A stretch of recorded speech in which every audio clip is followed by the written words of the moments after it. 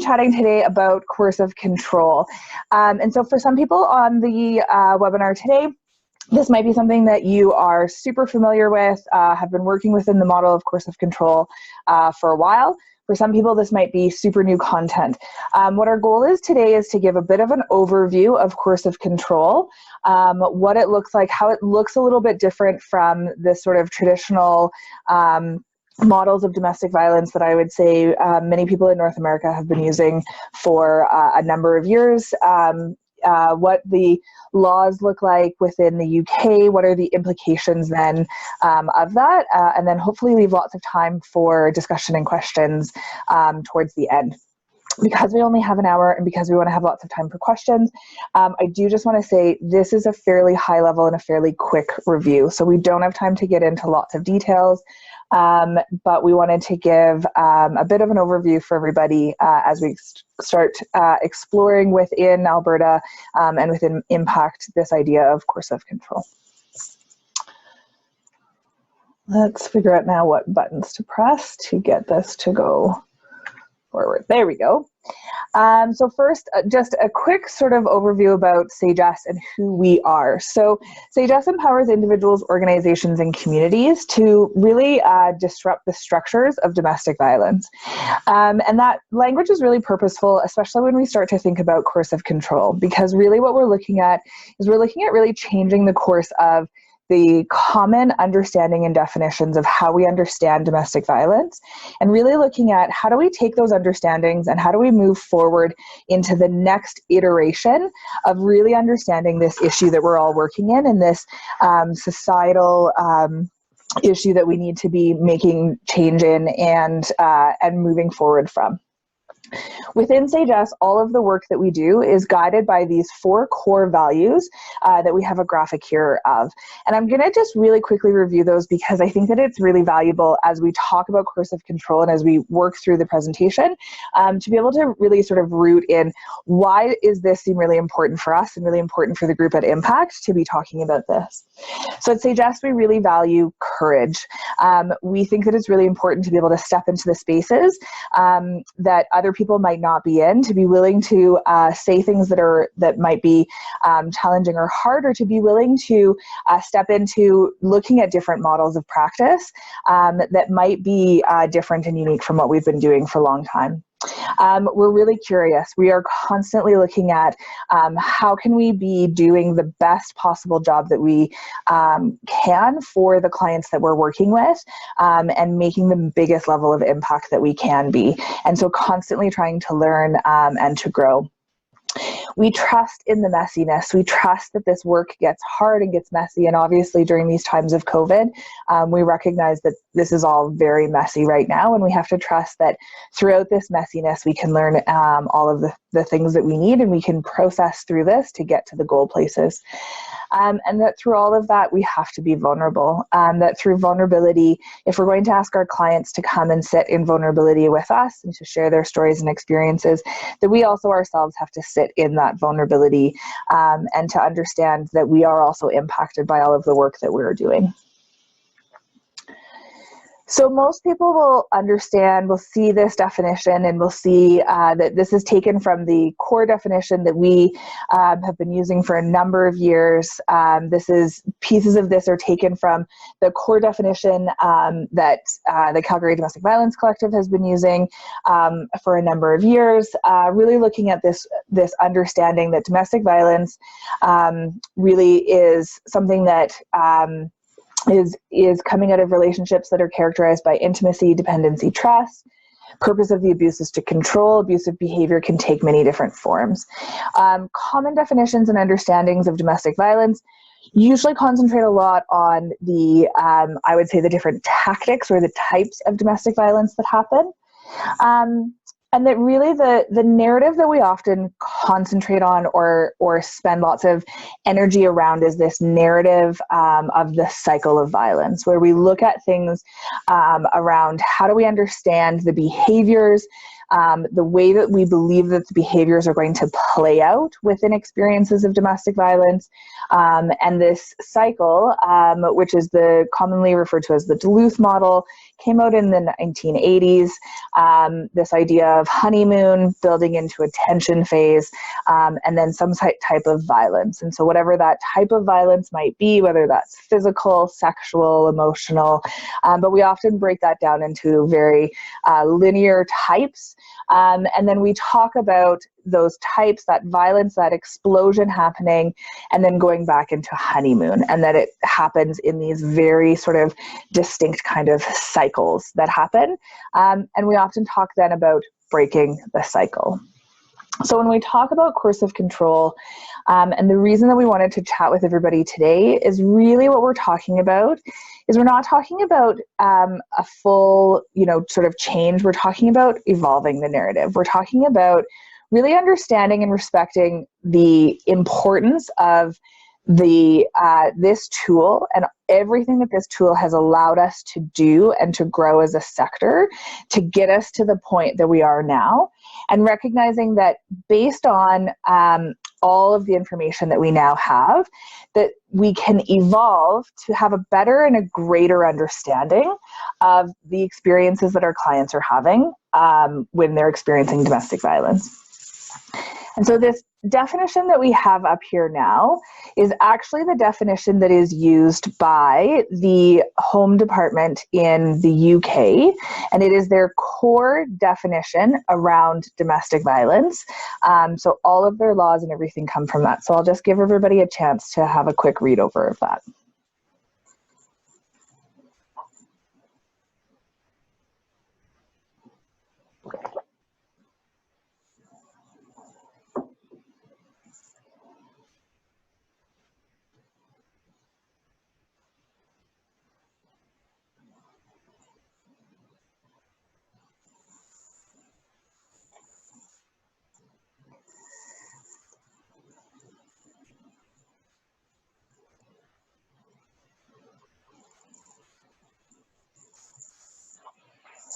So one of the things that really stands out to me about this definition is that the opening part of this definition is actually no different than the definition that we currently use, right? We still really recognize that this act of domestic violence and acts of domestic violence are acts that are in relationships where the relationship is characterized by intimacy, dependency, and trust, engaging in purposeful and controlling behavior to be able to exert power and control over top of someone.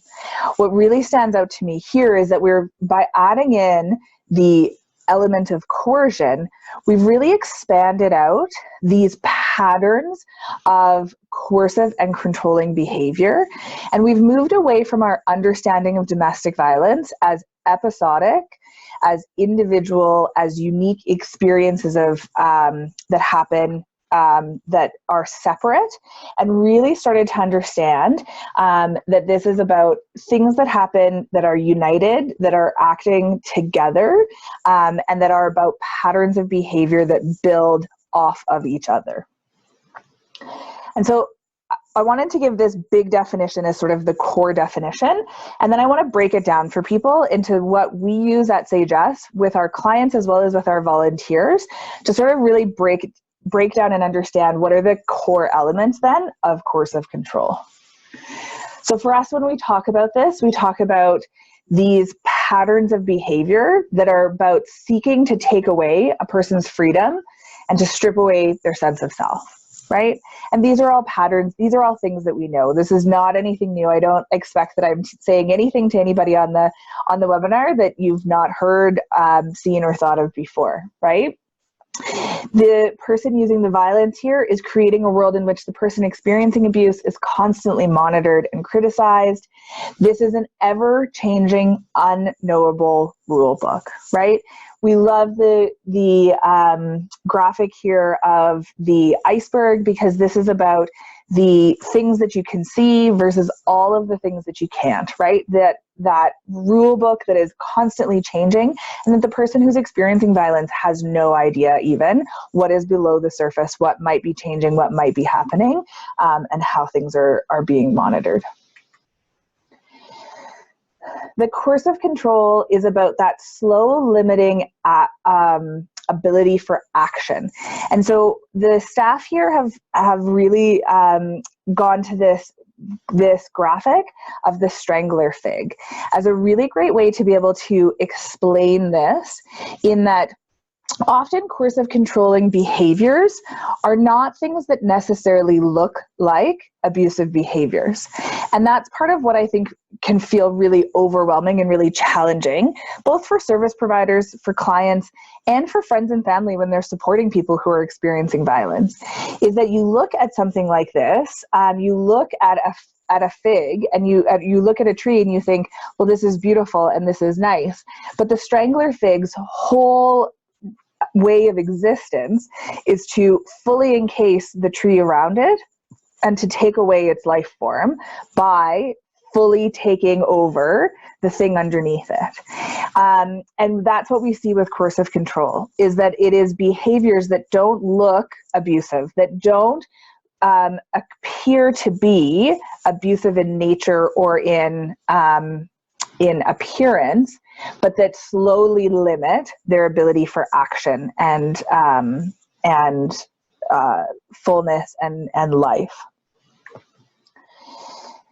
That when we talk with clients and when we talk with researchers who are working in the area of coercive control, they talk about the tactics here that are being used to destabilize and sabotage a person, that it's like a game of Jenga where you constantly have pieces being moved or removed, so that you have no idea what is happening, when something will be destabilized, and when the cards may fall. And that coercive control is like being captive in an invisible cage. Evan Stark, who is the primary researcher around coercive control, has talked about this, and has talked about it from the perspective of service providers and informal supporters, and the importance of recognizing that invisible cage, because for the people on the outside, it's really difficult because we do not understand the actions or behaviors of the people who are stuck within that invisible cage, because we can't reconcile it because we do not see that cage. We do not see that entrapment in that world.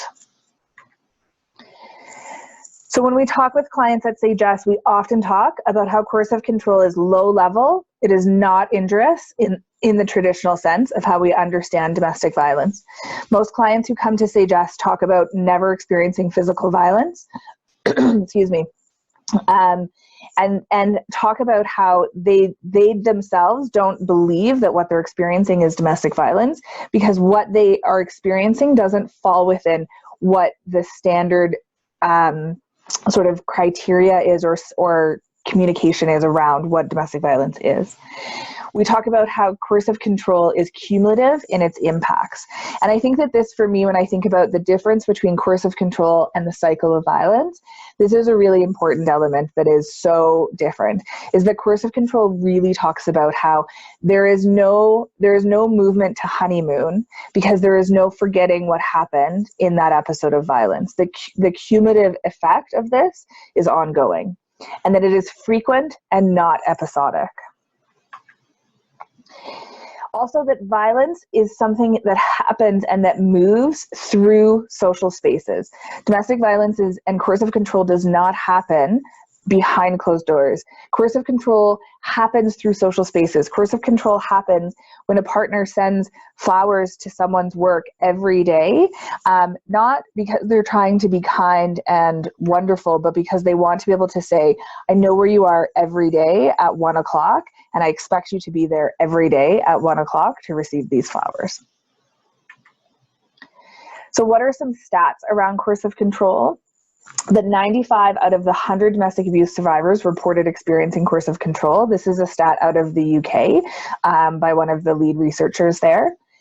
That women are far more likely than men to be victims of abuse that involves ongoing degradation and frightening threats, which are two key elements of coercive control. And then this one, which I think is one of the most impactful and one of the ones that I think we just cannot ignore as a sector, which is that coercive control is more predictive of homicide than the existence of physical violence. Which brings us, go ahead. You go. Back to the definition that we began with. And the reason that we wanted to go back to the definition that we began with is because now that we've talked a little bit about coercive control and the importance of the definition in terms of understanding the experience of our clients, it's also really important to understand the coercive control definition in the context of research legislation and how we as a sector and how we as a society address and understand domestic violence. So I'm actually going to go a little bit. Can you actually go back to the definition, Carrie? I'm going to go back through the definition a little bit in a little bit more detail. So as Carrie mentioned, this is the British Home Office's definition of coercive control. So this is the legal definition that they use. And I think what's interesting to note is the part that at the top of this paragraphs that is bolded, this is very similar to the definitions that are probably used universally across the world in terms of domestic violence. Where it evolves beyond the current definitions that we use is in terms of understanding what controlling behaviors are and what coercive behaviors are. And so Carrie talked a lot about this in terms of understanding that controlling behaviors exist in the social spaces, that it's not just about a private experience, which so often domestic violence is talked about, a behind closed doors, an experience that's only between the abuser and the victim, where actually controlling behavior happens in public. And then the second, of course, is the coercive behavior, which is the patterning part of this, that it happens over and over again with an intent, and that intent is to harm, punish, or frighten their victim. So I think I'm ready for the next slide. So why coercive control? And so I want to give a bit of context. In 2016, the United Kingdom changed their legislation to that coercive control legislation. And since they've changed their legislation, a few really interesting things have happened in the United Kingdom. The first thing that's happened is an increase in charging and intervention earlier on in abusive relationships. So in the United Kingdom, they don't have to wait for a violent incident or a physical incident to happen. If there's a pattern of behavior that can be evidenced by people outside of the relationship, that can be used as evidence in a court of law. So Carrie used the example of the person showing up every day with flowers.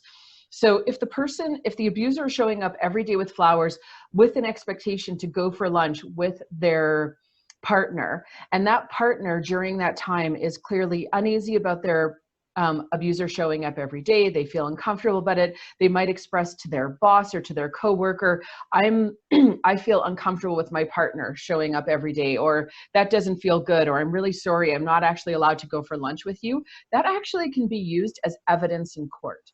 And because that can be used in evidence in court, there's been an increase in charging earlier on, which has also allowed for intervention before the risk of homicide goes up or before the risk of greater violence goes up.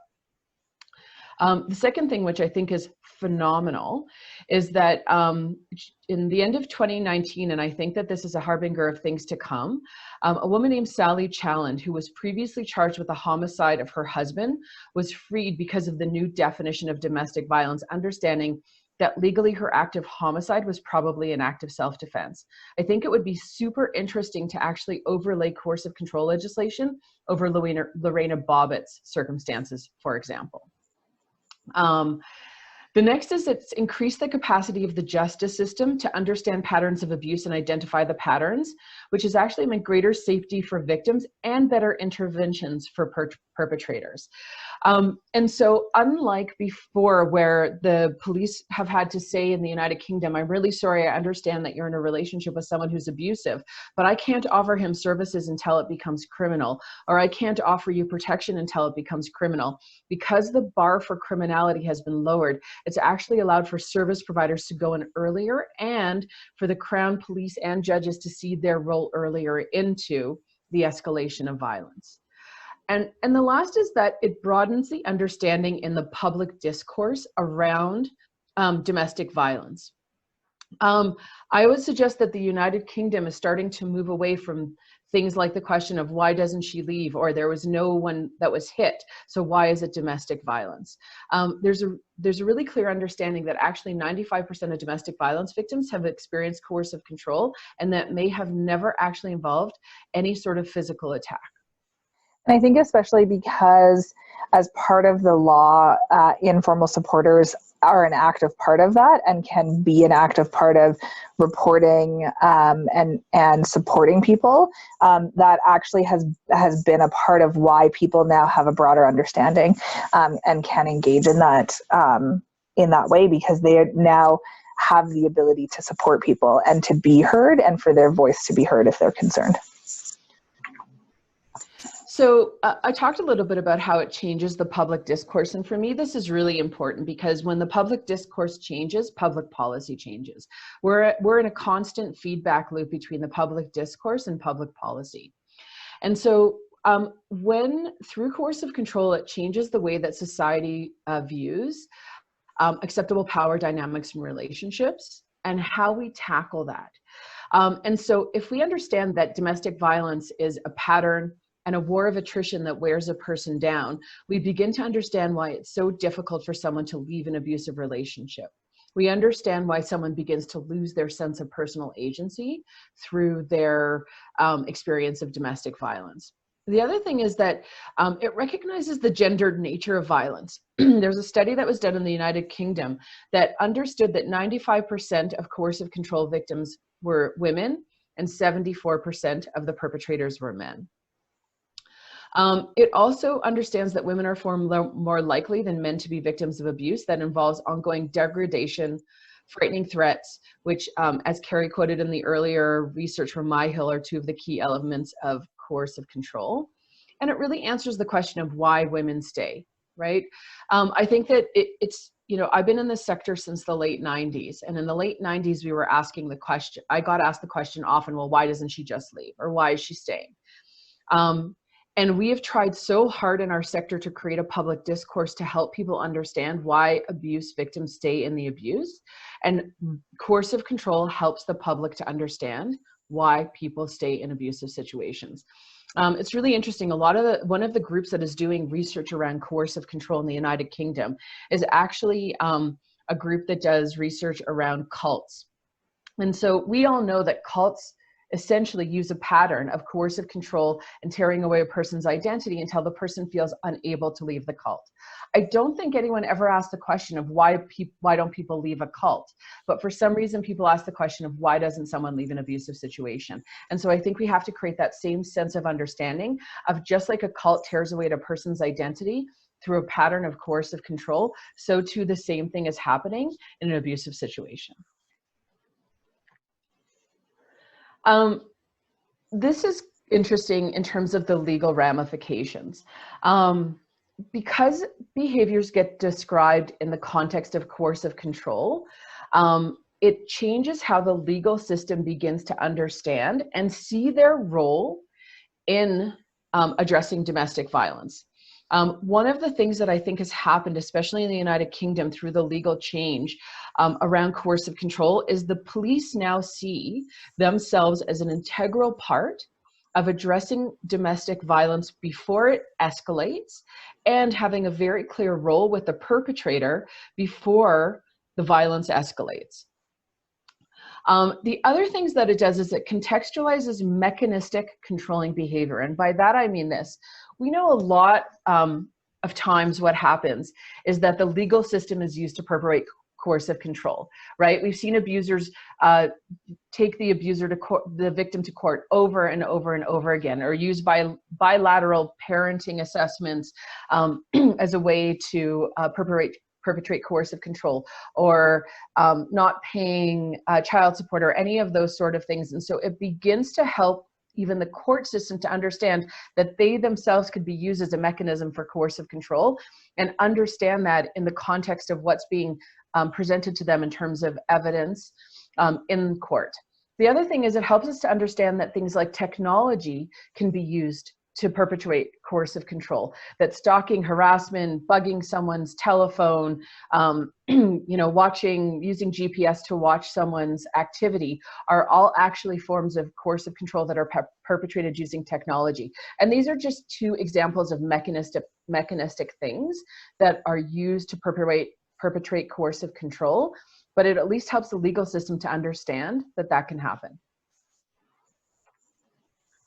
So I think that for us, we're really excited about coercive control, primarily because we think that it will help us to evolve beyond our understanding of just as a cycle of violence, but as a pattern of behavior, and that through changing and evolving our understanding, it actually provides opportunities for both the legal system and society to get involved in the discussion about domestic violence earlier than usually they do, as well as see their role more clearly than they do, and also change the way that we develop interventions to possibly start really talking even more about primary prevention. And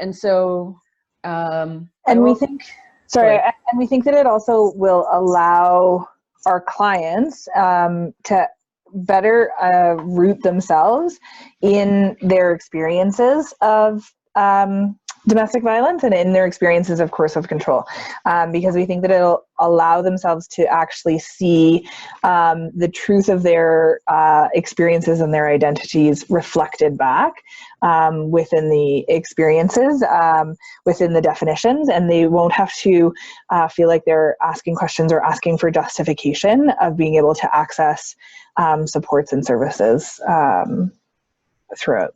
Yeah, I dream of a day where clients don't call our office and say, I think I need help, but I haven't been hit. Mm-hmm. Right? I want for clients to be calling and to be able to articulate that they have been in a violent situation because they have heard and understood because of the public discourse about coercive control, and they understand that they're experiencing a pattern that has made them feel fearful, and that in of itself gives them every right to ask for support. Mm-hmm. And I also think it will help perpetrators to understand that they can also get support earlier on before the violence escalates.